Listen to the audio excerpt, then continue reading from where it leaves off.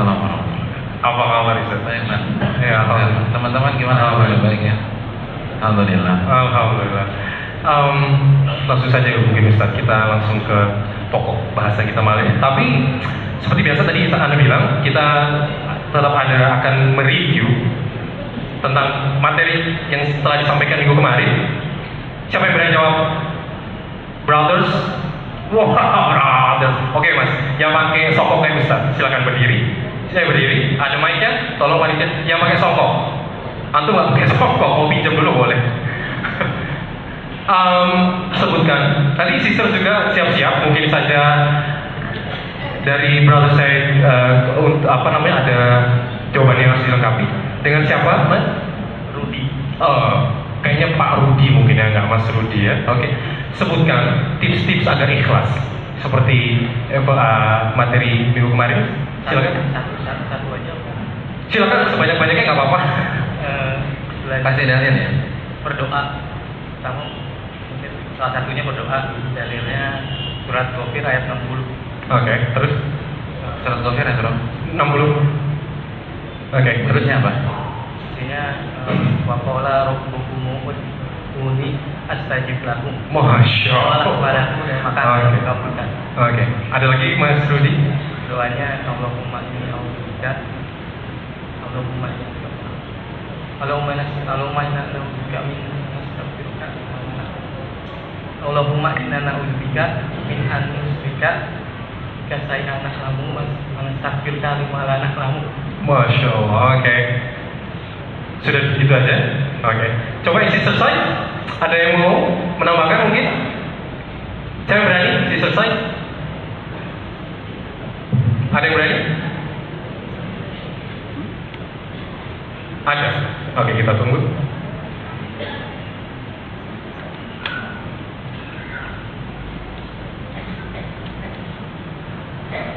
Tadi Mas Rudi jawab dua. Pertama surat Ghafir ayat 60 beserta doanya dari hadis Rasulullah SAW. Mungkin si selesai menambahkan yang lain. Silahkan.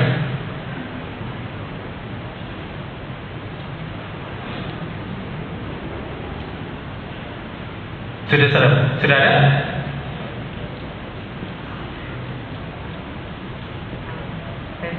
Oke, silakan. Siapa namanya? Nurlia. Siapa? Sorry. Nurlia. Nurlia. Oke, Mbak Nurlia, silakan tips-tips agar ikhlas. Tipsnya itu yang pertama, pertebal keyakinan kepada Allah dengan mempelajari nama-nama dan sifat-sifat Allah. Oke. Yang kedua? Yang kedua itu sembunyikan amal-amal soleh kita. Oke. Yang ketiga? Yang ketiga tadi berdoa kepada Allah, mohon diberikan petunjuk agar supaya ikhlas. Oke. Yang keempat? Yang keempat itu camkan dalam diri bahwa tidak ikhlas adalah kematian yang suul Fatimah. Oh, Masya Allah. Yang kelima. Yang kelima? Padahal sendiri juga minggu kemarin nggak ada Ustaz. Oke, yang kelima? Nggak nyata. Oke, kelima nggak nyata. Bagaimana Ustaz? Mas Rudi tadi dari Al-Quran ada, dari hadis Rasulullah ada, dan Mbak Nurlela ya? Nurlia itu tadi ada 4 poin. Ada dalilnya nggak, Mbak? Ada dalilnya Mbak Nurlia? Ada. Yang pertama itu Kayak beli bubur lah. Bungkus 3 berarti. bungkus 3 ya. Oke, silahkan. Yang pertama itu Aha. pertebal keyakinan ada di surat Ghafir ayat 19, Oke. sama ada An-Nahl ayat 8. Kemudian yang sembunyikan amal soleh itu ada di surat Al-Baqarah ayat 271. Kemudian Hafalan apa nyontek ini? Kemudian yang berdoa itu ada di ayat di surat Al-Ghafir ayat 80. Oke. Sudah Ustaz. Ayat 60. Aduh, Ya, Masya ayat Allah. 80. Oke, Ustaz gimana Ustaz? Iya. Jawaban Mas Rudi dengan Mbak Nurli? Iya, dua-duanya benar. Masya Allah, dua-duanya benar. Dan emang cuma 4 Pak sebenarnya. Jadi kalau dia bisa jawab 5, kayaknya dia aja jadi ustaz ya. Masya Lebih lengkap. Baru nanti bisa, insya Allah ada hadiahnya untuk Mbak Nurlia dan Mas Rudi. Terima kasih atas partisipasinya. Kita langsung saja ke copy paste. Silakan. Assalamualaikum warahmatullahi wabarakatuh. Alhamdulillah hamdan katsiran thayyiban mubarakan fihi kama yuhibbu rabbuna wa yarda, wa salatu wassalamu ala nabiyyina Muhammad wa ala alihi wa sahbihi wa man sara ala nahjihi bi ihsanin ila yaumiddin, wa ba'd. Hadirin yang dirahmati oleh Allah Subhanahu wa taala, rekan-rekan sekalian, ikhwan dan akhwat, dan juga senior kita, banyak anak muda era 90-an, 80-an juga datang pada kesempatan kali ini. Dan itu sebuah kebahagiaan bagi kita semua. Semoga Allah Subhanahu wa taala mengganjar jerih payah antum dan kerja keras antum semua untuk sampai di masjid yang kita cintai ini dengan pahala, dengan surga, dengan keberkahan dan ampunan dari Allah Subhanahu wa taala. Dan kita juga nggak lupa harus bersyukur kepada DKM Al-Azhar dan Asia atas segala apa yang sudah mereka berikan kepada kita. Dan semoga setiap kajian yang kita adakan, semua DKM dan semua anggota Asia mendapatkan pahalanya di sisi Allah Subhanahu wa taala. Hadirin yang dirahmati oleh Allah Subhanahu wa taala, selanjutnya salawat beriring salam semoga senantiasa tercurahkan kepada qudwah kita, uswah hasanah kita, Nabi besar Nabi Muhammad SAW beserta para keluarga beliau, para sahabat-sahabat beliau, dan orang-orang yang istiqomah berjalan di bawah naungan sunnah beliau sampai hari kiamat kelak. Rekan-rekan dan hadirin yang dirahmati oleh Allah Subhanahu wa taala, kita semua sepakat bahwa Allah menciptakan kita itu untuk sebuah tujuan. Dan tujuannya ada dalam surat Adz-Dzariyat ayat 56. Wa ma khalaqtul jinna wal insa illa liya'budun. Tidaklah aku ciptakan jin dan manusia kecuali untuk beribadah kepada diriku. Ya, kita hidup di dunia untuk beribadah kepada Allah. Tapi ternyata masalahnya nggak sesimpel ini. Masalahnya nggak sesederhana ini, beribadah terus masuk surga begitu, enggak. Karena Allah Subhanahu wa taala membuka mata kita dalam rangkaian ayat yang sering kita dengar. Allah berfirman, hal ataka hadithul ghashiyah wujuhu yawma idzin khashi'ah amilatun nasibah tasla naran hamiyah tusqa min ainin aniyah laisa lahum ta'amun illa min dhari' la yusmin wa la yughni min ju'. Surat apa tuh? Masya Allah. Biasanya kita dengar di mana? Nah, salat apa? Salat apa? Surat jenazah? Gak mungkin. Siapa yang bilang jenazah? Surat Jumat. Salat Jumat.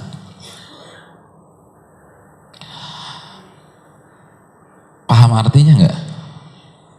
Mari kita artikan bareng-bareng. Hal ataka hadithul ghashiyah. Wahai Muhammad, apakah sudah datang kepada engkau berita tentang hari kiamat? Al-Ghashiyah adalah nama lain dari hari kiamat. Wujuhu yawma idzin khashi'ah. Sebagian wajah pada hari itu pucat pasi, pucat dan pasi. Terlihat ekspresi nervous ada di hadapan dia atau di wajah dia. Wujuhu yawma idzin khashi'ah amilatun nasibah. Pemilik wajah-wajah tersebut adalah orang-orang yang amilah nasibah. Salah satu makna, sekali lagi, salah satu makna dan salah satu tafsir dari ayat ini, pemilik wajah-wajah tersebut adalah orang-orang yang gemar beramal pada saat di dunia. Amilah itu kata benda subjek dari amal. Jadi kalau amal itu aktivitasnya, nah pelakunya subjeknya amil atau amilah. Jadi amilah itu nasibah. Jadi pemilik wajah di atas adalah orang-orang yang rajin beribadah, rajin beramal. Oh, kerjanya sholat dia, puasa, zikir, tahajud, umrah. Dan bukan hanya sekedar beramal dan beribadah, tapi nasibah. Nasibah artinya orang-orang yang lelah, letih, capek gara-gara banyaknya mereka beribadah. Jadi mereka bukan sekedar orang-orang yang tahajud, tapi mereka kecapean gara-gara lamanya mereka tahajud. Jadi tahajud bukan baca kulhu, kulhu, atau tahajud bukan hanya 15 menit lalu bismika Allahumma ummatu ahya lagi, tapi mereka yang tahajud 3 jam, 4 jam, 5 jam, habis tahajud kecapean. Mereka orang-orang yang letihnya itu gara-gara puasa. Berzikir bukan 1-2 menit, tapi nasibah, kecapean gara-gara zikir tersebut. Allahu Akbar. Kira-kira orang kayak begini nih, itu pantasnya masuk surga yang mana? Ya, pernah gak sih kita kecapean gara-gara tahajud? Nah, kecapean gara-gara sholat isya, karena imamnya baca 2 juz, kita bubaran jam 10:30 malam, itu pernah gak sih? Enggak kan? Jadi kira-kira orang kayak begini nih pantasnya masuk surga apa? Jangan buru-buru membuat kesimpulan rekan-rekan sekalian, karena Allah berfirman tasla naran hamiyah, mereka dilemparkan ke dalam api neraka yang sangat amat panas. Tusqa min ainin aniyah, mereka diberikan minum dari air yang sangat mendidih. Laisa lahum ta'amun illa min dhari', tidak ada makanan yang mereka konsumsi kecuali duri-duri yang sangat tajam. La yusminu wa la yughni min ju', tidak mengenyangkan dan tidak menghilangkan rasa lapar. Allahu Akbar. Ayat-ayat di atas rekan-rekan sekalian itu membuka mata kita bahwa tidak setiap orang yang beribadah diterima oleh Allah. Tidak setiap orang yang beramal soleh mendapatkan surga Allah Subhanahu wa ta'ala. Tidak setiap orang yang sholat, yang puasa, yang berzikir, yang hidupnya selalu bolak-balik masjid, itu meraih firdaus Allah Subhanahu wa ta'ala. Dan ayat-ayat di atas membuka mata kita bahwa tidak semua penghuni neraka itu pelaku maksiat seperti pezina, pejudi, peminum minuman keras, koruptor. Namun ada di antara mereka yang hidupnya mereka habiskan dengan sholat, dengan puasa, dengan zikir. Tasla naran hamiyah. Ada apa dengan mereka? Apa masalah mereka? Kemungkinannya cuma 2. Allah yang zalim atau mereka buat kesalahan. Kira-kira kalau antum dikasih opsi begitu, kira-kira yang benar yang mana? Jelas mereka yang buat kesalahan. Karena Allah berfirman dalam surat Ali Imran ayat 182, wa annallaha laisa bidzallamin lil abid. Karena Allah nggak mungkin zalimin hamba-hambanya. Para ulama kita seperti Imam Suyuti dan para ulama-ulama tafsir menjelaskan bahwa masalah mereka karena pada saat mereka beramal mereka tidak memenuhi syarat diterimanya amal ibadah yang telah dibakukan oleh Allah Subhanahu wa ta'ala. Ya, ternyata ibadah ada syaratnya hadirin. Kalau masuk SMA saja ada syarat, kita nggak bisa langsung masuk dan kita nggak bisa suka-suka. Kita masuk SMA, kita harus punya ijazah SMP. Udah kasih yang TK aja deh bro. Lu nggak bisa. Ini masuk SMA nggak bisa suka-suka. Begitu juga kalau masuk surga. Nggak bisa sembarang sholat atau puasa atau zikir. Ada syarat.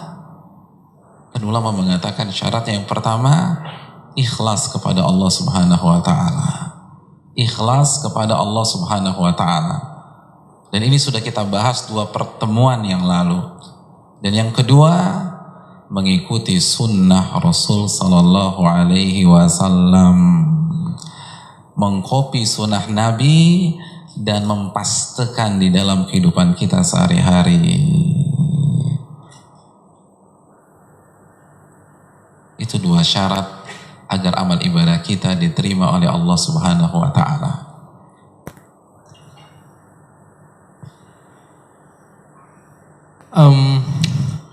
Ini ada satu yang interesting bagi saya, bagi teman-teman mungkinnya, bahwa sunnah itu kan apabila dikerjakan mendapatkan pahala dan ditinggalkan tidak mengapa. Kenapa harus mengikuti menjadi syarat agar diterima amal ibadah, Ustaz?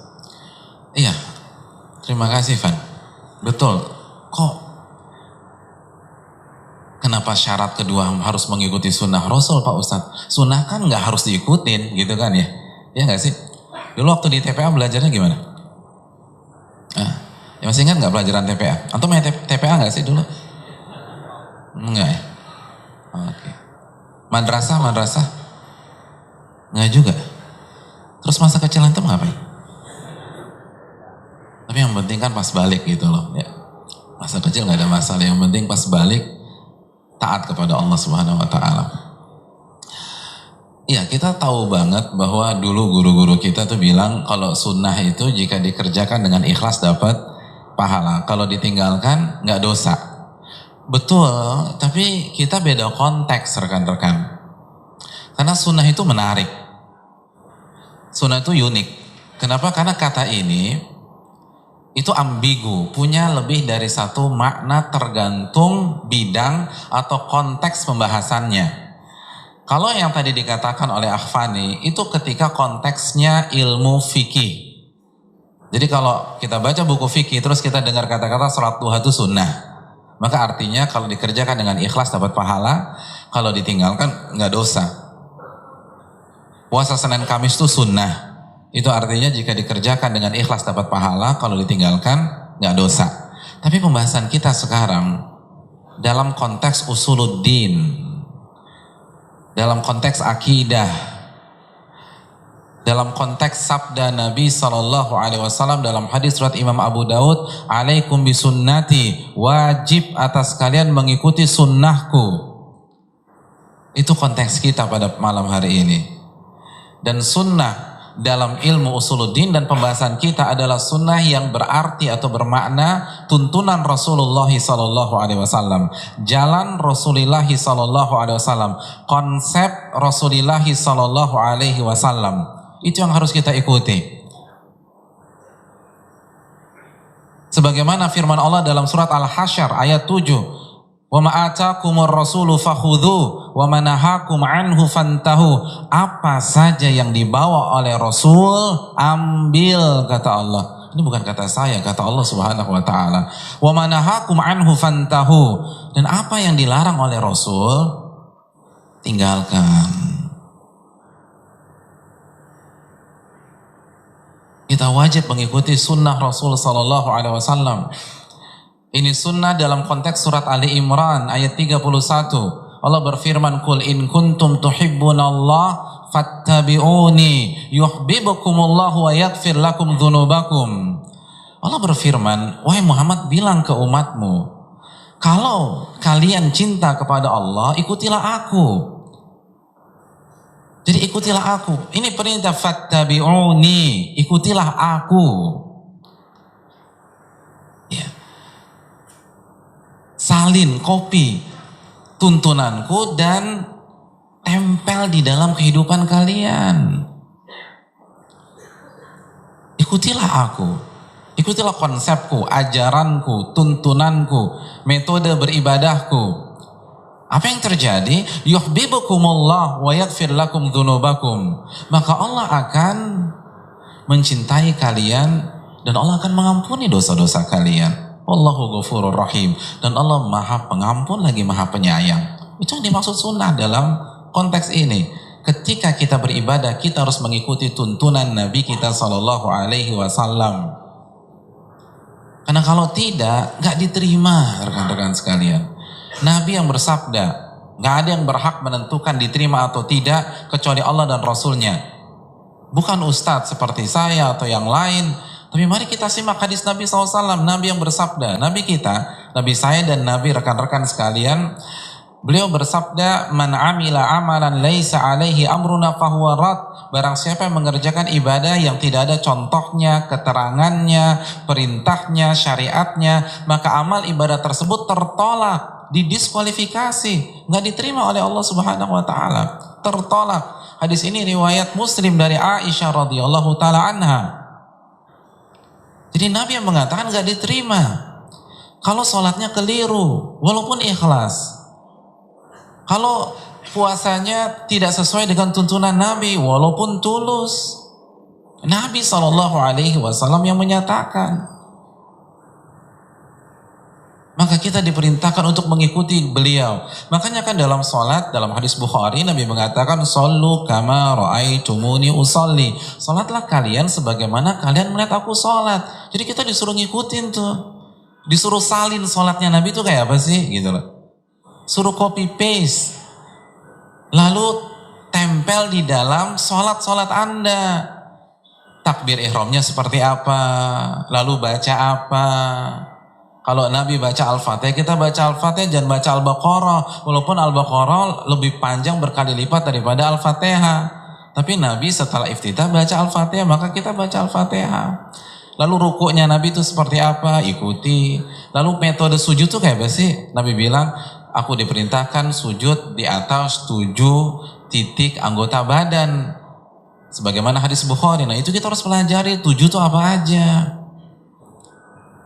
Itu dalam masalah sholat, dalam masalah puasa, dalam masalah zakat, dalam masalah haji. Nabi bersabda, khudhu anni manasikakum. Kalian harus ambil manasik hajiku, kata Nabi.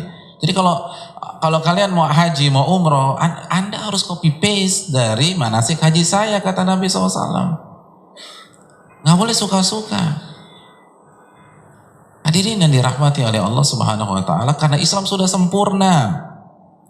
Allah berfirman dalam surat Al-Maidah ayat 3, Al-yauma akmaltu lakum dinakum wa atmamtu alaikum ni'mati wa raditu lakumul Islam dina. Pada hari ini aku telah sempurnakan agamaku untuk kalian dan aku telah sempurnakan nikmatku untuk kalian dan aku ridho Islam menjadi agama kalian. Allah menyatakan Islam sudah sempurna. Sesuatu yang sempurna jangan ditambah atau dikurangi. Yang sesuatu yang sudah sempurna biarkan seperti itu, tinggal kita mengikuti.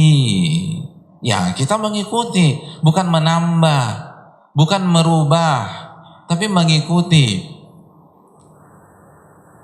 Ketika misalnya air di gelas ini sudah full, jangan kita tuang lagi, akan jadi masalah nanti.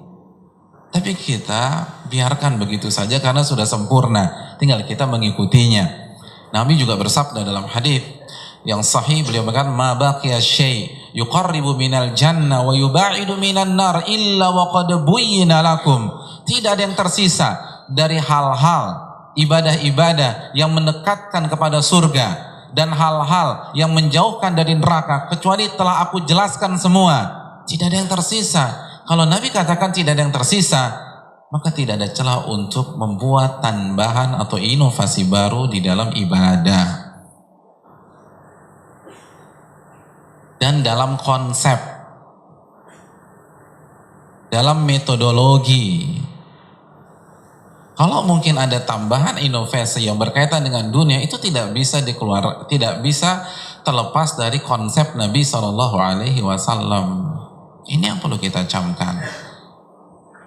Nabi yang perintahkan bahwa kita harus mengikuti tuntunan Nabi SAW. Hadirin yang dirahmati oleh Allah Subhanahu Wa Taala. Dari sini, dari konsep copy paste ini kita bisa memahami bahwa niat baik aja nggak cukup loh bro. Dan ini yang sering disalahpahami orang. Misalnya kita lihat teman kita zikirnya atau sholatnya tidak sesuai dengan sunnah Nabi SAW. Nabi nggak pernah kerjakan sholat itu, dia kerjakan. Terus kita bilang, bro kok lu ngerjain sholat kayak begitu? Niat gue kan baik, masa sholat lo halang-halangin? Sering gak sih denger begitu? Gue kan cuma mau zikir.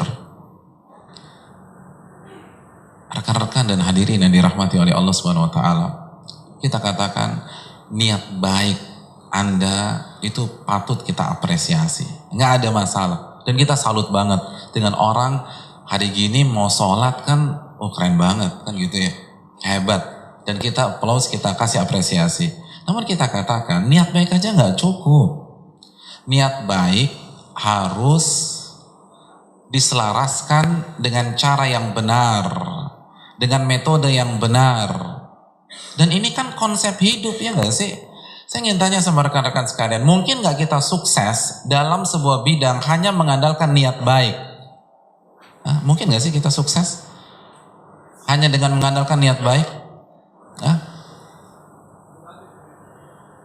Misalnya ada seorang siswa dikasih soal matematika SD lah ya, dia lagi belajar bangun ruang, terus dikasih soal sama gurunya, rumus persegi panjang, panjangnya 5, lebarnya 3, berapa luas persegi panjang tersebut.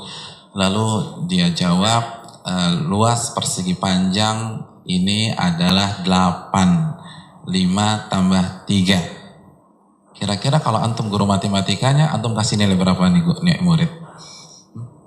Tapi ngomong-ngomong masih ingat gak nih luas persegi panjang? Lupa ya? Lupa? Nah, apa luas persegi panjang? Nah, yakin? Kalau trapesium? Nah, itu masalahnya Pak Ustadz. Iya, saya juga lupa, makanya pertanyaannya luas persegi panjang gitu loh. Kalau kita jadi guru, kita benerin atau kita salahin?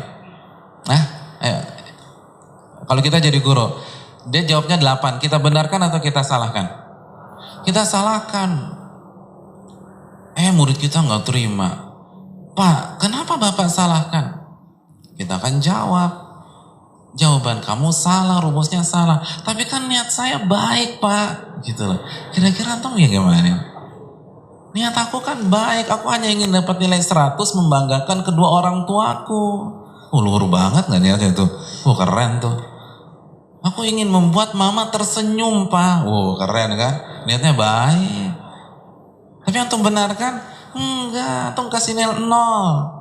Kalaupun antum kasih nilai, itu nilai menjawabnya aja paling 1 atau 2 atau 3. Kenapa demikian? Karena niat baik dia tidak dia tuangkan dalam rumus yang benar. Rumus luas persegi panjang adalah panjang kali lebar. Maka jawabannya harusnya 15. Apa bedanya dengan sholat?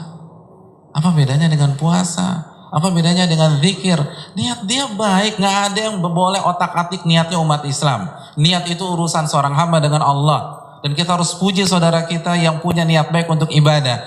Namun kita sarankan alangkah indahnya jika ibadah itu atau niat baik itu dituangkan dengan cara yang benar. Sesuai dengan rumus Nabi SAW. Iya gak sih? Antum buat sop buntut hanya dengan niat baik, kira-kira jadi sop buntut nggak? Enggak. Nggak mungkin. Saur asam hanya dengan niat baik, nggak bisa. Antum lagi sakit gigi nih, lagi sakit gigi mau cabut, terus saya bilang, Pak mau cabut gigi ya? Iya Pak Ustadz, sama saya aja. Emang Pak Ustadz bisa? Ya enggak, kan niat saya baik. Kira-kira antum mau kasih ke saya nggak? Kan nggak mau. Ustadz saya nggak ragukan niat Ustadz, tetapi kan gigi harus ada rumusnya. Harus ada caranya. Begitu juga Pak, zikir itu harus ada caranya. Apa bedanya? Ini konsep hidup. Makanya kaidah di dalam Islam itu bukan hanya diterapkan dalam sholat, dalam puasa, tetapi dalam seluruh sendi kehidupan. Karena inilah pola pikir yang benar. Makanya terkadang sangat diherankan seseorang bisa begitu ilmiah dalam dunia kedokteran, begitu ilmiah dalam berpikir dalam dunia arsitektur, tapi sangat tidak ilmiah kalau bicara tentang zikir, tentang sholat, tentang puasa, tentang haji, tentang umroh, tentang salawat, dan lain sebagainya. Kenapa? Karena dia tidak mengikuti rumus yang ada di dalam bidang tersebut. Dia hanya mengandalkan niat baik, niat baik, niat baik, dan niat baik. Kita apresiasi. Tapi kita hanya ingin mengarahkan alangkah indahnya niat baik tersebut sesuai dengan tuntunan Nabi kita SAW. Dan rekan-rekan yang dirahmati oleh Allah, kalau yang penting niat baik kan repot loh. Repot. Kalau saya sih nggak ngebayangin ya, kalau yang penting niatnya baik apa yang terjadi di dunia ini. Kenapa demikian? Karena kalau yang penting niatnya, kan sering kita dengar ya nggak sih? Yang penting kan niatnya, yang penting kan niatnya, yang penting niatnya. Kalau niat baik saja cukup, atau yang penting niatnya, maka mayoritas maksiat harus kita legalkan. Mayoritas maksiat harus kita legalkan. Kenapa? Karena mayoritas maksiat itu dikerjakan dengan niat baik. Ya nggak sih? Iya, niatnya baik. Mohon maaf nih, gue lihat lo tadi subuh-subuh keluar dari rumahnya Mbak Fulana, janda di komplek kita yang minggu lalu lakinya baru meninggal. Tuh gimana tuh? Iya sih bro, tapi kan niat gue baik. Dia lagi galau, dia lagi kesepian. Gue ingin memberikan kehangatan bagi dia. Jam 2:30 tadi juga kita tahajud bareng. Kira-kira boleh gak tuh? Memberikan kehangatan kepada perempuan niat baik bukan? Baik. Baik kan? Lo bener baik. Tapi ketika diluapkan ke wanita yang bukan mahram, haram. Sekali lagi, masalah orang seperti ini, itu masalah apa? Masalah niatnya, bukan caranya yang keliru. Allah mengatakan caranya lampiaskan ke yang mahram atau istrinya. Tapi dia lampiaskan ke wanita lain. Tapi niatnya baik. Waktu saya SMA atau waktu itu teman-teman saya yang jangkis yang pakai putau, yang cicau, yang ngirup bong, itu niatnya baik-baik semua loh. Niatnya baik loh. Lari pengen keluar dari masalah, mencari kebahagiaan. Niatnya baik. Coba tanya yang jangkis tuh, niatnya baik nggak? Baik. Benar nggak nih? Baik niatnya. Cari kebahagiaan. Ingin keluar dari masalah. Niatnya baik. Orang yang korupsi niatnya baik nggak? Baik. Luar biasa. Memberikan nafkah kepada rakyat Indonesia. Kan istri sama anak gue rakyat juga gitu katanya. Itu niat baik. Masa nafkah niat buruk? Ada yang nggak setuju kan nafkah niat baik. Nafkah tuh niat baik. Tapi ketika caranya salah, lagi-lagi kan caranya. Semua cara bukan niat, caranya salah. Maka niat baik didiskualifikasi. Nah begitu juga dengan sholat, begitu juga dengan zikir, begitu juga dengan salawat, begitu juga dengan haji, begitu juga dengan umrah, begitu juga dengan akidah. Iman kepada Allah, iman kepada malaikat, iman kepada kitab, iman kepada Rasul, iman kepada hari kiamat, iman kepada takdir. Konsepnya, caranya harus sesuai dengan sunnah Nabi Sallallahu Alaihi Wasallam. Karena hampir semua maksiat itu niatnya baik. Dan kalau mau kasih contoh banyak banget. Dan sering kita dengar kan? Sering kita dengar. Ada orang, dia suka ngeliatin wanita-wanita yang terbuka auratnya ketika ditanya, lo kenapa sih ngeliatin tuh cewek-cewek yang cantik-cantik? Niat saya baik, mentadaburi ciptaan Allah Subhanahu wa taala. Iya. Pakai ayat loh. Alladzina yadhkuruna Allaha qiyaman wa qu'udan wa 'ala junubihim wa yatafakkaruna fi khalqis samawati wal ard. Dan orang-orang yang selalu berpikir terhadap penciptaan langit dan bumi beserta istrinya. Oh, makanya baca tuh ayat gitu. Repot. Kan berat kalau begitu. Semua bisa, semua niatnya baik. Mentadaburi ciptaan Allah kan baik. Wanita adalah ciptaan Allah yang maha indah, yang sangat indah. Oh, niatnya bagus tuh. Jadi kalau yang penting niatnya baik, semuanya legal dong. Apalagi coba. Orang yang judi niatnya baik. Baik. Orang minum khamar, baik juga. Semua baik insya Allah niatnya. Nyopet tuh niat baik, coba aja. Coba komunikasi dengan para pencopet gitu, niatnya baik-baik. Ada yang mau bayar SPP anak, ada yang mau bantu orang tuanya, ada yang mau beli susu. Niatnya baik-baik loh, Masya Allah. Tapi apakah dibolehkan? Enggak. Karena niat baik harus dituangkan dengan cara yang benar. Nah begitu juga dalam konsep ibadah, dalam konsep akidah. Itu poinnya hadirin sekalian.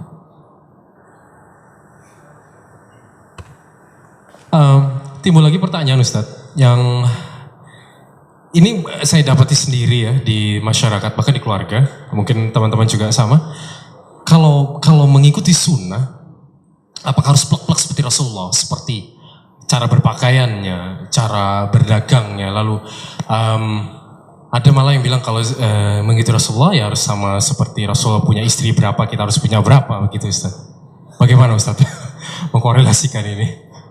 Iya, terima kasih jazakallahu khair atas pertanyaannya. Jadi tadi kita bilang kan bahwa mengikuti sunnah Rasul Sallallahu Alaihi Wasallam, dan sunnah adalah konsep, sunnah adalah metode,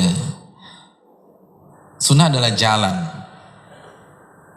Jadi kita nggak mengatakan mengikuti Rasul, karena kalau mengikuti Rasul itu lebih luas, gitu kan. Rasul orang Arab, apakah kita harus jadi orang Arab juga kan gitu? Hidung Nabi mancung, apakah kita harus operasi plastik juga kan? Enggak.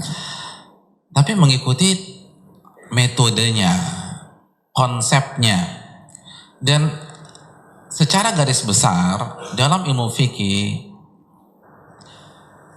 masalah-masalah agama kan diklasifikasikan menjadi dua kelompok besar, kelompok ibadah dan kelompok muamalat atau non ibadah.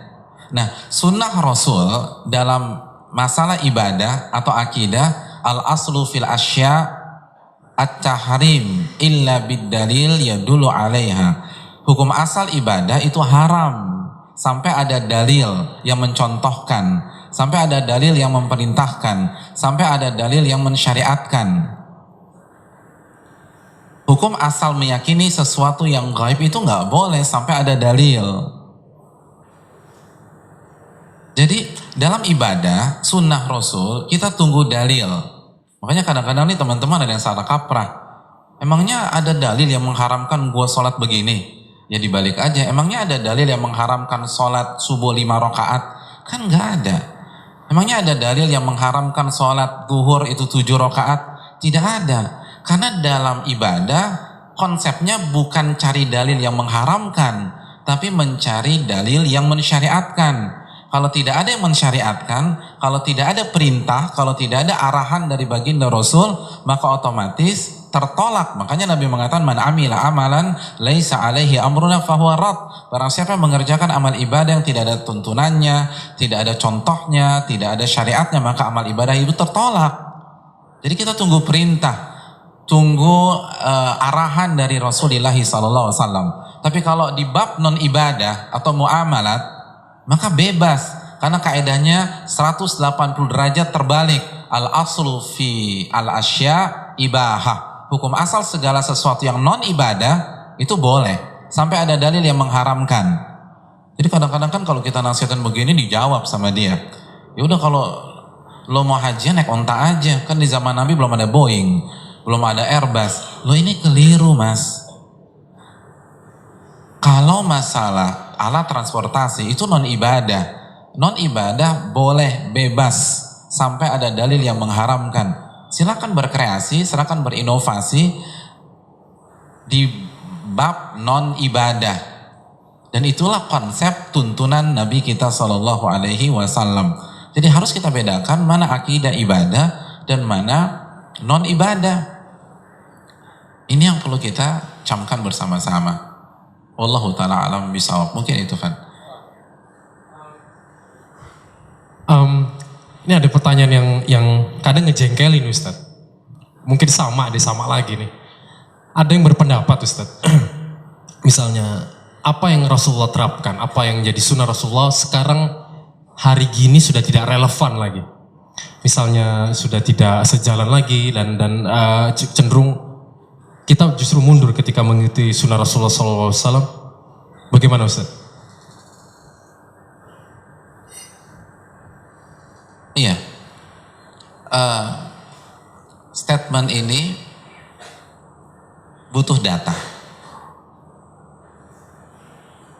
Nabi SAW bersabda, al-bayyinatu 'alal mudda'i. Yang nuduh harus kasih bukti. Ya nggak sih? Kita nuduh orang mencuri, kita harus buktikan. Karena dia berada di posisi praduga tak bersalah. Nah kalau kita menuduh sunnah Nabi adalah sebab kemunduran, tolong kasih bukti. Agama kita agama data. Allah berfirman dalam surat Al-Baqarah ayat 111, "Qul hatu burhanakum in kuntum shadiqin." Tolong kasih data Anda atau dalil Anda kalau Anda memang orang yang benar. Dan data gak ada. Justru Islam mencapai puncak kejayaan ketika umat Islam mengikuti sunnah Nabi SAW. Oleh karena itu Allah berfirman dalam surat An-Nur ayat 63, "Falyahdharil ladzina yukhalifuna an amrihi an tusibahum fitnah aw yusibahum adzabun alim." Dan waspadalah. Itu disuruh waspada. Allah yang suruh waspada, waspadalah, waspadalah. Siapa yang disuruh waspada? Orang-orang yang menyelisih sunnah Rasul Sallallahu Alaihi Wasallam, perintah Rasul Sallallahu Alaihi Wasallam, ajaran Rasul Sallallahu Alaihi Wasallam. Kenapa disuruh waspada? Antusibahum fitnah, karena mereka akan terkena fitnah. Au yusibahum adzabun alim, atau mereka akan terkena fitnah, atau mereka akan terkena azab yang pedih. Anda mengatakan bahwa mengikuti sunnah Nabi merupakan kemunduran dan akan membawa umat Islam keterbelakangan. Tapi di sisi lain Rabb kita berfirman justru sebaliknya, yang disuruh waspada yang tidak mengikuti Rasulullah atau mengikuti sunnah Rasulullah Sallallahu Alaihi Wasallam. Kira-kira kita sebagai Muslim lebih percaya statement yang mana ya? Statement firman Rabb kita atau statement seseorang yang dia sendiri nggak bisa buktikan apa dalil dari ucapannya? Dan terbukti masa kejayaan umat Islam adalah ketika mereka mengikuti sunnah Nabi SAW. Karena kan Allah berfirman, "In tansurullah yansurkum." Jika kalian menolong agama Allah, Allah akan tolong kalian. Dan menolong agama Allah adalah dengan mengikuti tuntunan Nabi SAW. Nah sekarang timbul pertanyaan. Tadi kan kita bilang tuh bahwa secara garis besar ada dua kelas. Kalau kita klasifikasikan ada ibadah dan akidah dan ada non ibadah. Dan kalau non ibadah simpel, semuanya boleh sampai ada dalil yang mengharamkan. Simpel banget. Nah sekarang bagaimana dengan ibadah?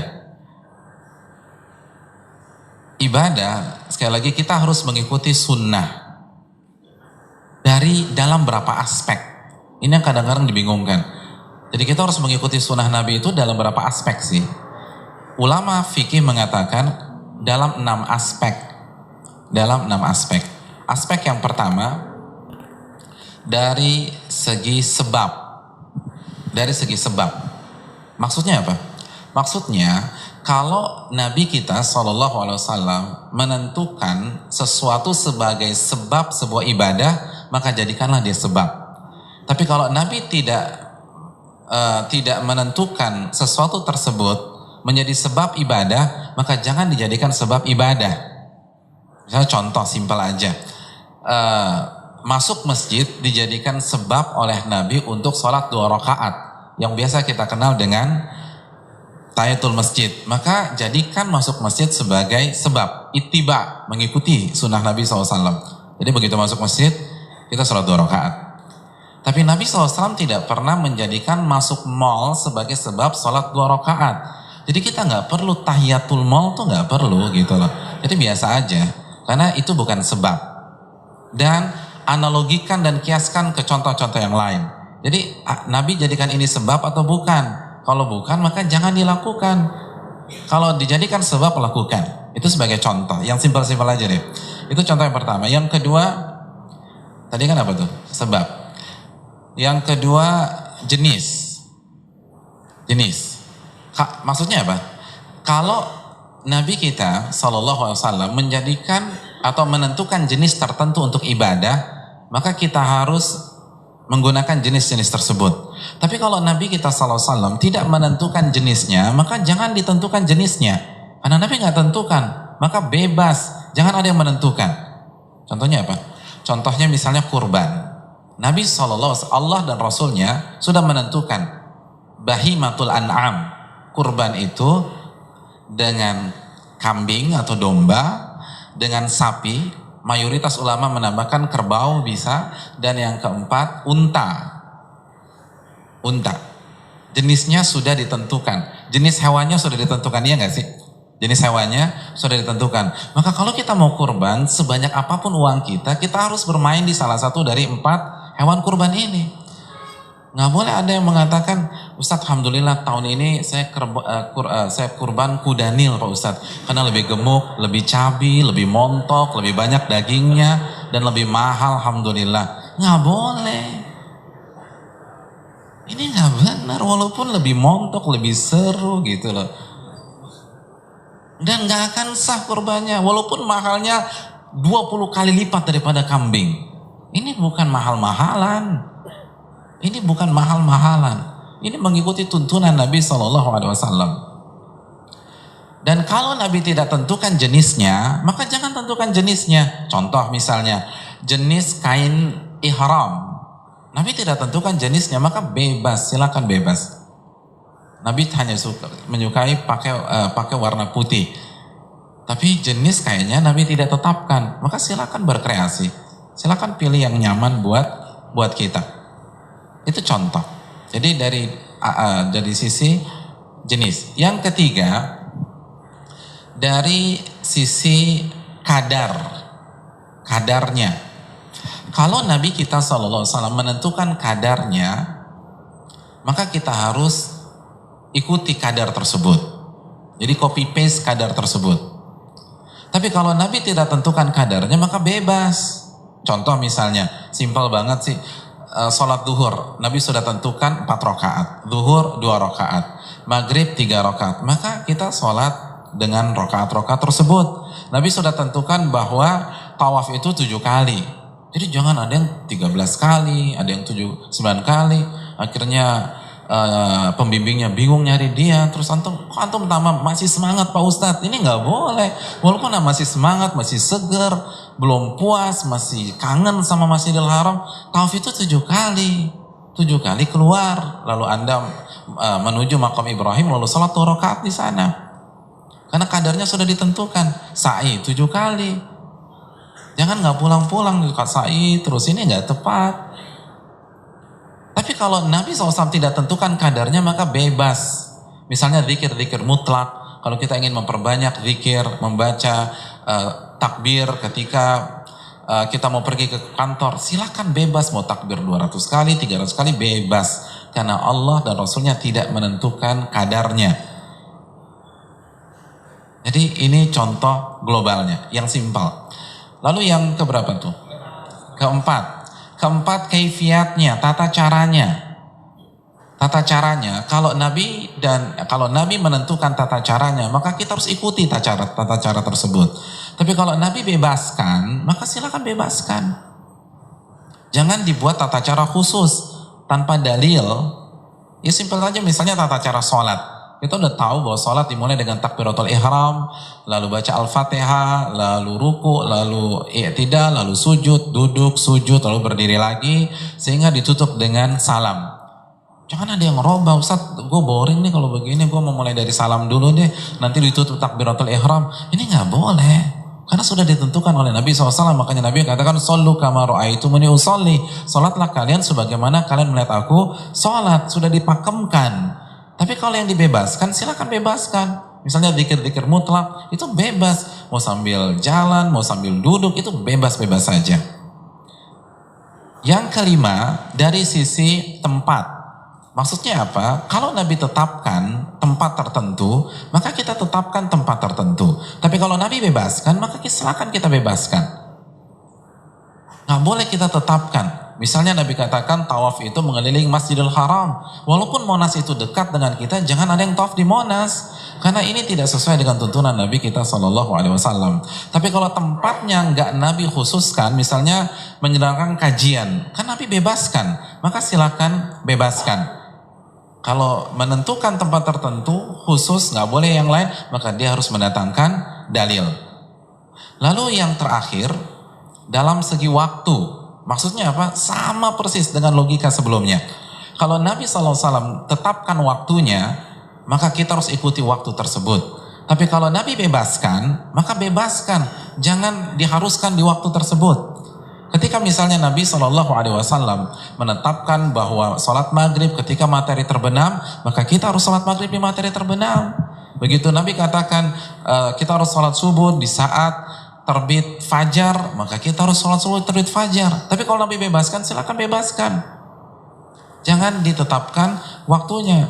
Misalnya Nabi bebaskan membaca surat-surat.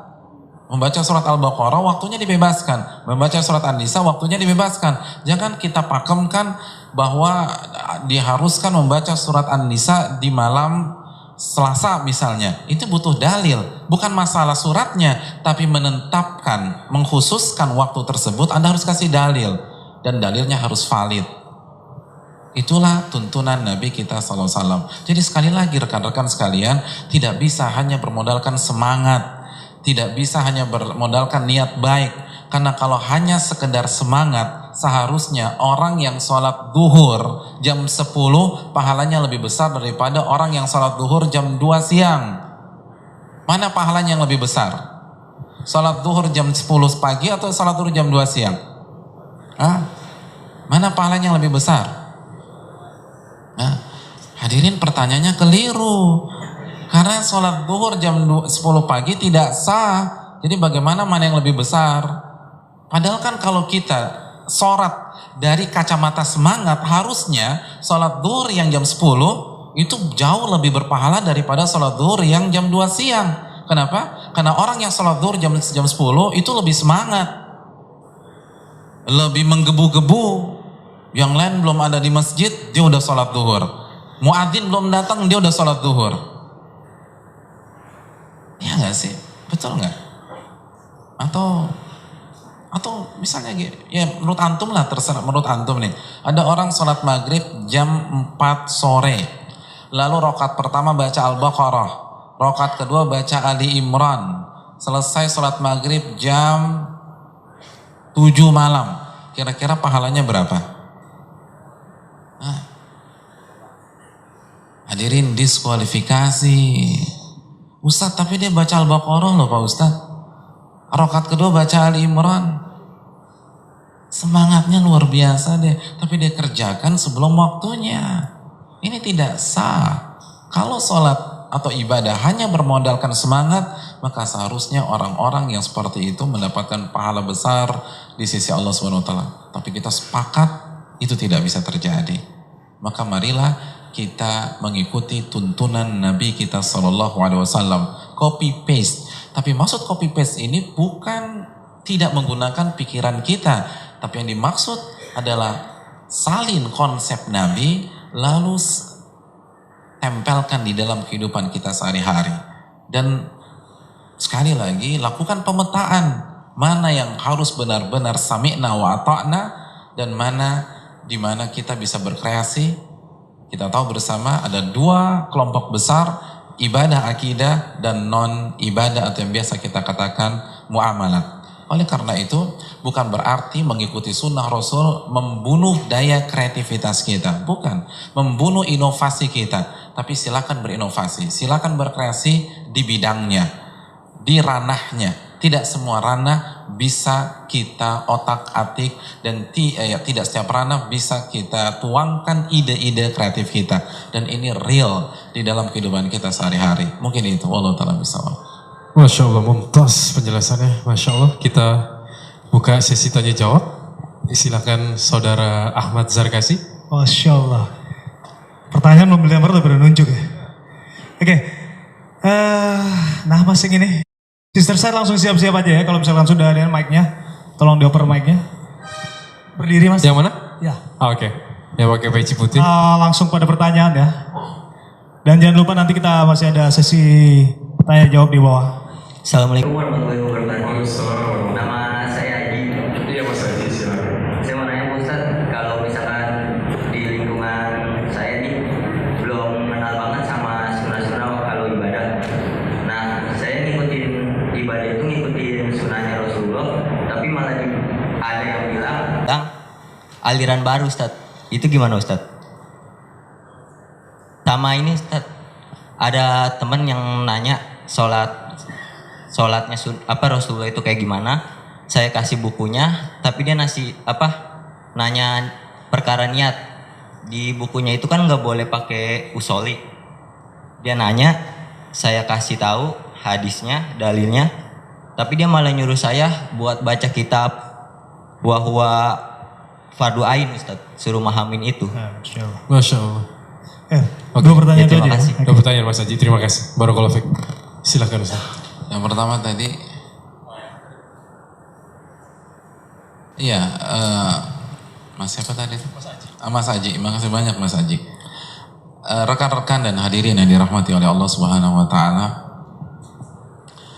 ketika kita berusaha mengikuti tuntunan Nabi Sallallahu Alaihi Wasallam, maka konsekuensi logisnya kita akan menghadapi tantangan, ujian, di antaranya di lingkungan masyarakat kita. Dan ini wajar. Yang harus kita camkan yang pertama, ini adalah ujian. Ahasiban nas an yutraku an yaqulu amanna wa hum la yuftanun. Al-Ankabut ayat 2. Apakah manusia berpikir mereka akan dibiarkan begitu saja mengucapkan keimanan mereka, mengucapkan kesetiaan mereka dengan baginda Rasul, mengungkapkan kecintaan mereka, dan mereka tidak diuji oleh Allah Subhanahu Wa Taala? Ini ujian. Itu poin yang pertama. Poin yang kedua, hindari perdebatan dan diskusi ilmiah. Karena kita bukan ahlinya. Sebagaimana jangan menanggapi diskusi tentang sel kanker kalau kita bukan dokter. Nggak akan nyambung. Kita bukan ustadz dan kita tidak punya background agama, maka jangan berdebat. Jangan membuka sesi diskusi ilmiah karena kita tidak punya alatnya. Dan dikhawatirkan justru kita salah bicara dan membuat masalah semakin pelik. Saran saya, tunjukkan akhlak yang mulia di lingkungan. Tunjukkan akhlak yang mulia. Dan kalau mereka ajak diskusi, ajak ke kajian kita dan pertemukan dengan ustadznya biar ustadz kita yang berdiskusi dengan mereka untuk mencari kebenaran.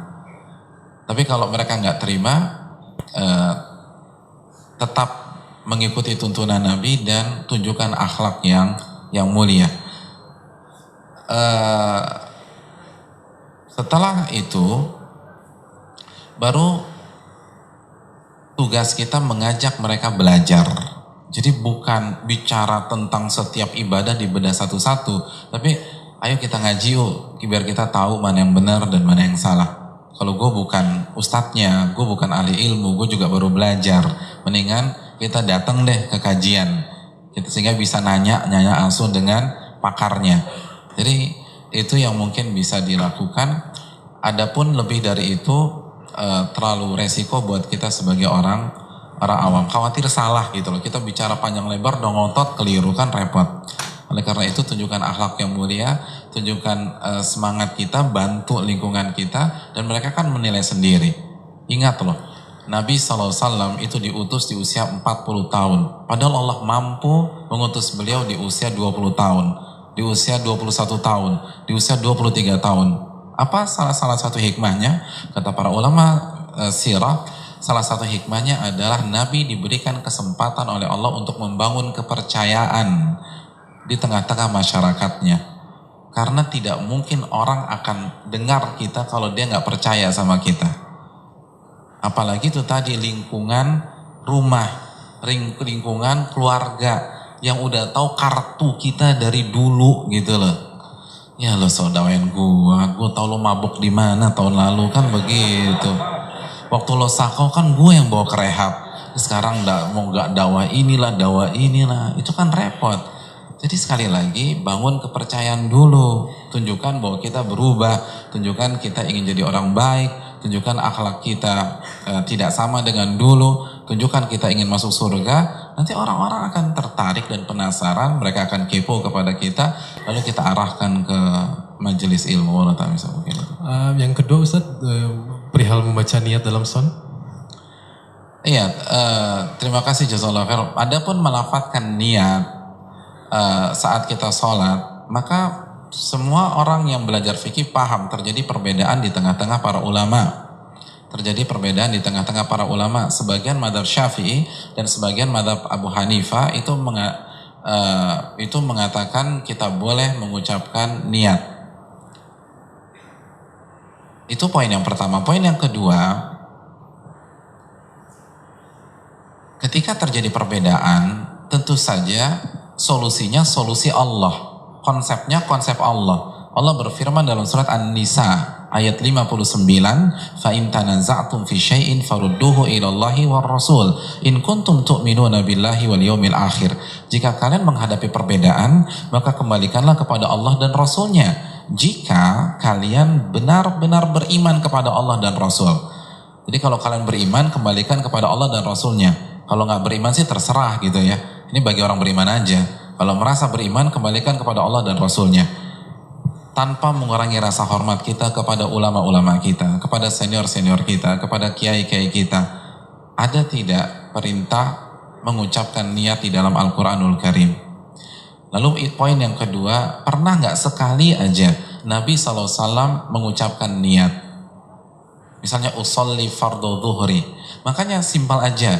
Ketika misalnya ada teman kita mengajak kita untuk mengucapkan usolli fardhu dhuhri, pertanyaannya satu. Redaksi usolli fardhu dhuhri, usolli fardhu asri, usolli fardhu maghribi, usolli fardhu isya'i, itu bisa dicek dalam hadis riwayat siapa. Karena semua bacaan sholat itu ada hadisnya. Ketika kita baca Allahu Akbar, itu ada hadisnya. Ketika kita baca wajjahtu wajahiyya, ada hadisnya. Ketika kita baca Allahumma ba'id baini wa baina, ada hadisnya. Ketika kita baca Al-Fatihah, ada hadisnya. Ketika kita baca Allahu Akbar ketika ruku, ada hadisnya. Ketika kita baca Subhana rabbiyal azim, itu ada hadisnya. Atau subhanakallahumma wa bihamdika Allahumma ighfirli, itu juga ada hadisnya. Ketika kita ucapkan sami Allahu liman hamidah, itu ada hadisnya. Lalu kita baca Rabbana walakal hamdu, itu ada hadisnya. Lalu kita Allahu Akbar untuk sujud, ada hadisnya. Ketika sujud kita baca subhana rabbiyal a'la, itu hadisnya. Kembali kepada pertanyaan di atas, usolli fardhu dhuhri, hadisnya bisa dicek di dalam riwayat apa? Itu simpel. Kalau ada hadisnya sami'na wa ata'na. Kita belajar agama bukan menang-menangan. Bukan menunjukkan bahwa kajian kita yang paling hebat di hadapan yang lain. Kita ingin cari kebenaran. Kita ingin masuk surga. Kita ingin amalkan surat An-Nisa ayat 59. Kita nggak ingin nyinggung siapapun. Karena kita pahami ilmu kita jauh di bawah para senior kita, para ulama-ulama kita dan seterusnya. Namun, sekali lagi terjadi perbedaan di tengah-tengah para ulama. Seperti Imam Syafi'i dan Imam Ahmad. Dan ketika terjadi perbedaan, Allah perintahkan kita untuk kembalikan kepada kepada Allah dan Rasulnya dalam surat An-Nisa 59. Tanpa menjatuhkan siapapun. Dan tidak ada dalil dari ayat Al-Quran dan hadis Nabi mengucapkan hal tersebut. Oleh karena itu, tanpa mengurangi rasa hormat kita, Allah Ta'ala alam, yang kuat adalah penjelasan Imam Ahmad dan para ulama yang lain, niat itu ada di dalam hati dan tidak diucapkan. Allah Ta'ala misalkan. Barakallahu fiik Ustaz. Terima kasih. Oke Mas Syekh. Untuk Brother Set, kalau bisa jangan turun dulu ya. Sebelum sister saya sudah ada penanya ya. Assalamualaikum warahmatullahi wabarakatuh. Pak Ustadz, nama saya Dira. Saya mau bertanya seputar tentang perayaan Maulid Nabi yang akhir-akhir ini cukup ramai dibicarakan. Ada dua pendapat, ada yang membolehkan, ada juga yang tidak. Yang membolehkan punya alasan bahwa pada saat itu Nabi Muhammad tidak melakukan karena beliau masih hidup. Tidak mungkin beliau memuji-muji dirinya sendiri atau menteladani dirinya sendiri. Jadi makanya tidak dilakukan oleh Nabi Muhammad sehingga itu boleh dilakukan. Bagaimana menjelaskan hal tersebut? Yang kedua, bagaimana hukumnya terkait nasyid atau film-film bertema agama atau film-film yang menceritakan tentang keteladanan nabi-nabi kita, apakah hal tersebut dibolehkan? Tadi Pak Ustadz bilang kan kalau yang ibadah harus ada dalilnya, sedangkan ini dalam momen untuk pembelajaran, apakah hal tersebut dibolehkan? Dan untuk mengingatkan supaya kita mungkin mengingat dosa dan sebagainya gitu, untuk nasyid dan lain-lain. Terima kasih. Oke, terima kasih. Waalaikumsalam warahmatullahi wabarakatuh. Terima kasih Mbak Dira. Ya, terima kasih jazakallah kepada Mbak Dira yang bertanya. Dua pertanyaannya jawabannya panjang-panjang semua dan kita nggak punya waktu karena saya ingin closing dengan beberapa hal. Maka kita jawab pertanyaan pertama saja. Hadirin yang dirahmati oleh Allah Subhanahu wa taala, kita semua tahu masalah ini, masalah yang diperbincangkan khususnya di abad pertengahan. Kita tahu ulama besar kita seperti Al-Imam Suyuti menyatakan diperbolehkan, Al-Hafidz Ibnu Hajar pun juga cenderung membolehkan, dan ulama-ulama yang lain. Di samping sebagian ulama sebagaimana yang kita tahu ada yang berpendapat sebaliknya. Hadirin yang dirahmati oleh Allah Subhanahu wa taala, kembali hendaknya masalah ilmiah dibicarakan secara ilmiah. Itu poin yang pertama. Dan menggunakan adab ilmiah. Jangan menggunakan bahasa provokasi atau menjatuhkan saudara kita. Karena ini masalah ilmiah. Hadirin yang dirahmati oleh Allah Subhanahu wa taala, kembali lagi ke An-Nisa 59. Fa in tanaza'tum fi syai'in farudduhu ila Allahi wa Rasul. Jika terjadi perbedaan, maka kembalikanlah kepada Allah dan Rasulnya. Jika kalian beriman kepada Allah dan hari akhir, Allah mengajak kita mengembalikan kepada Allah dan Rasulnya. Sekarang tinggal dicek saja, Al-Quran ada di hadapan kita. Ada tidak masalah ini di dalam Al-Quran? Jawabannya tidak ada.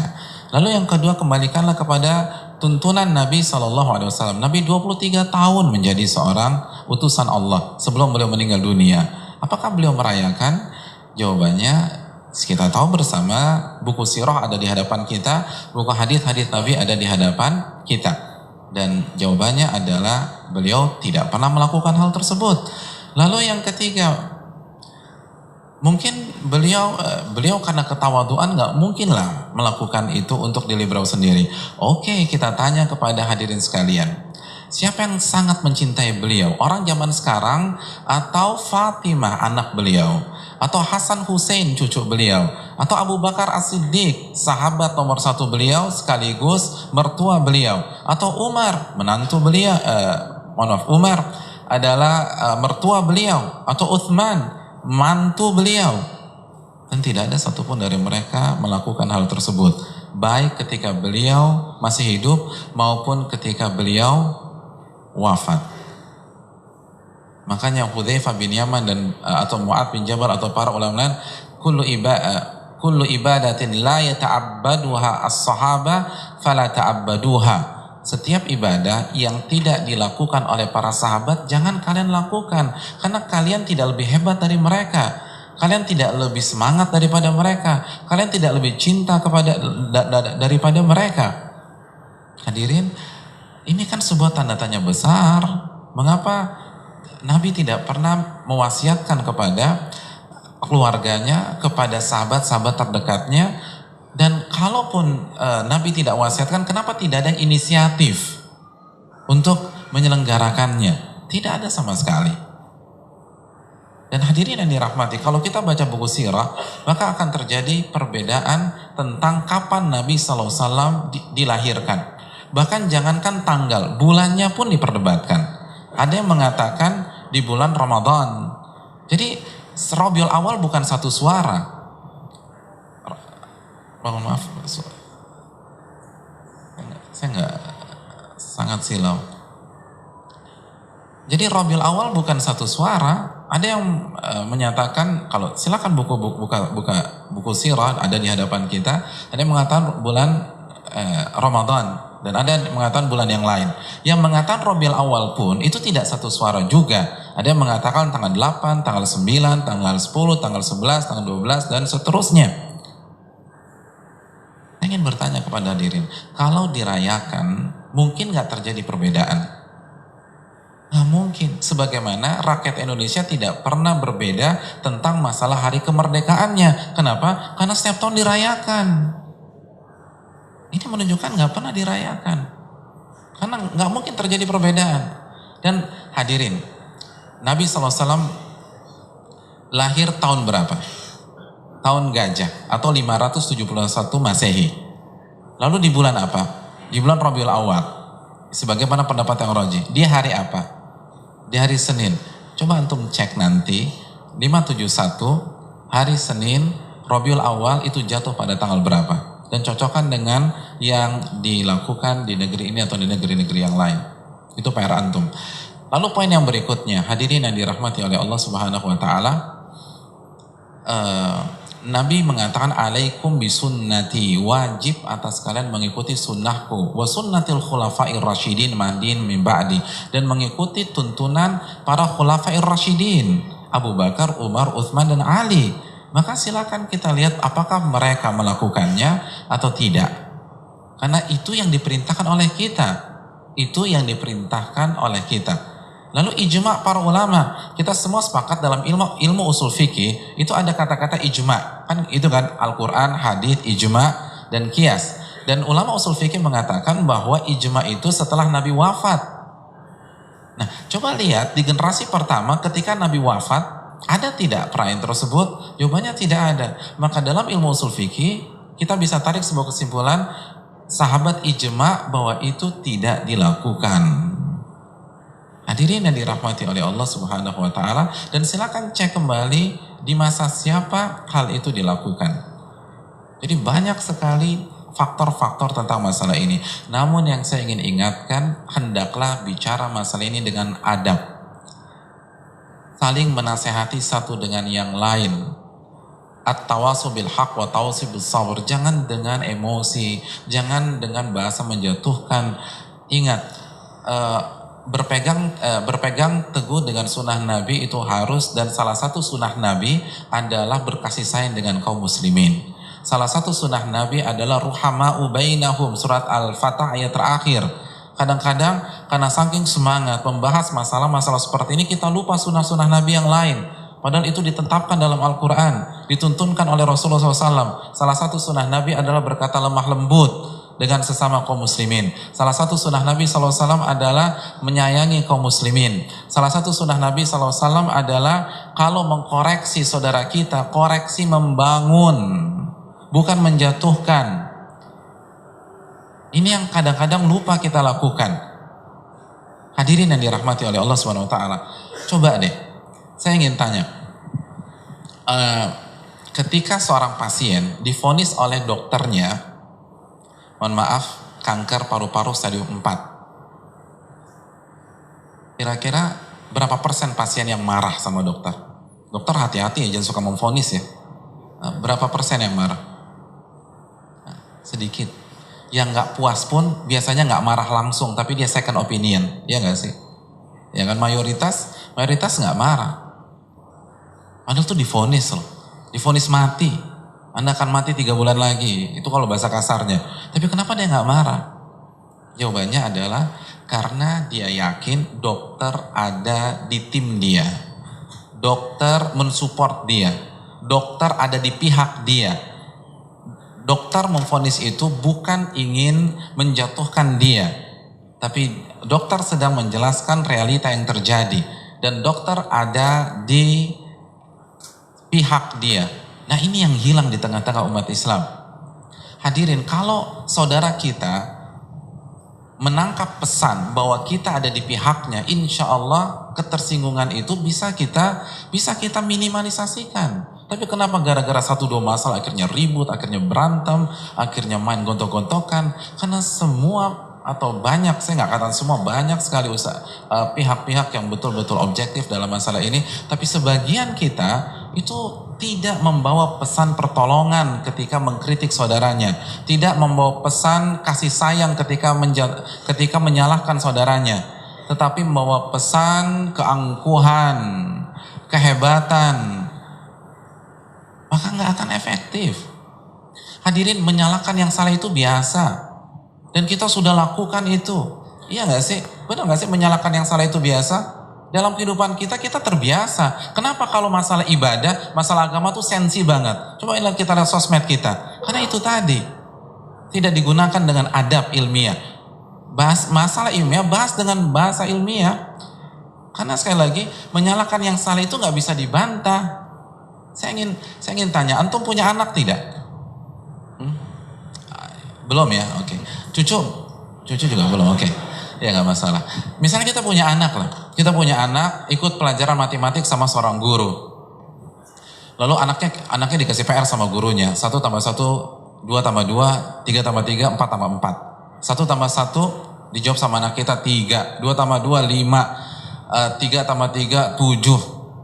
Lalu dilihat sama gurunya, 1 tambah 1 3, 2 tambah 2 5, 3 tambah 3 7. Pas gurunya mau menyalahkan, dia ingat, oh iya, sesama umat Islam jangan saling menyalahkan. Akhirnya dibetulin semua, betul.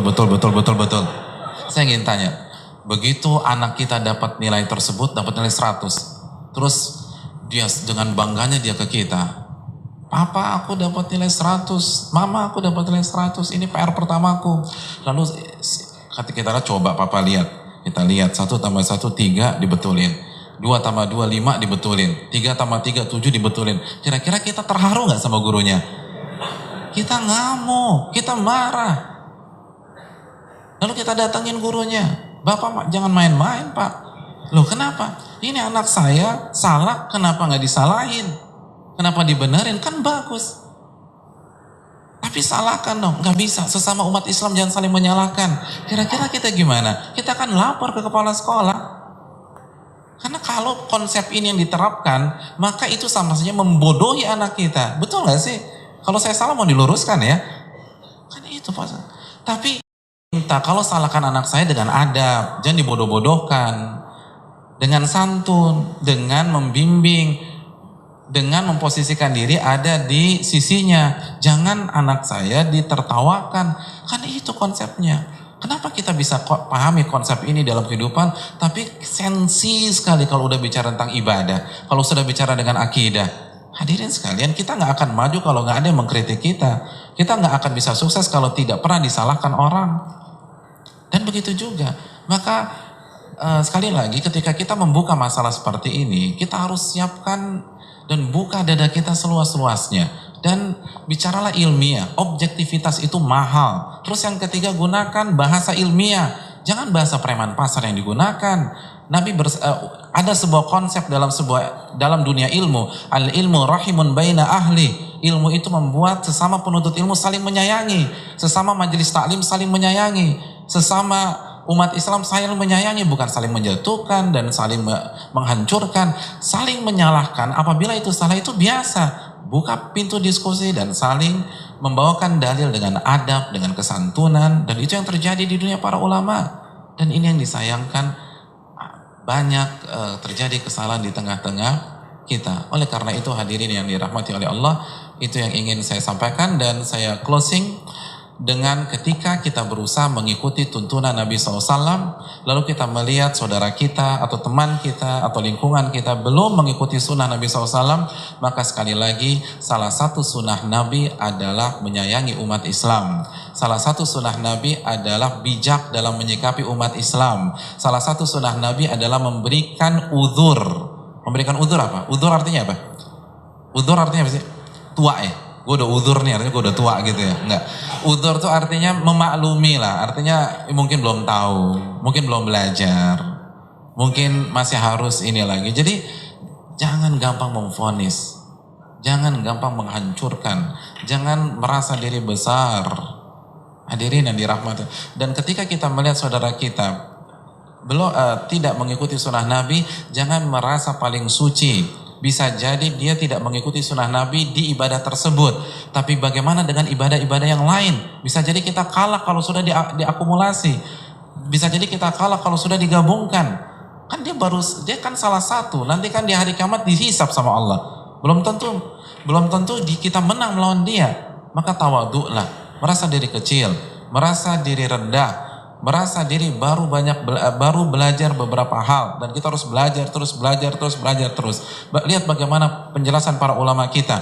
Para ulama kita kalau melihat seseorang yang lebih tua darinya, maka dia mengatakan berarti bapak ini lebih banyak ibadah daripada saya, lebih mulia daripada saya. Tapi ketika dia melihat teman-teman yang lebih muda, maka dia katakan berarti mas ini itu dosanya lebih sedikit daripada saya. Kan gitu kan, lebih muda kan lebih sedikit dosa, maka dia lebih mulia daripada saya.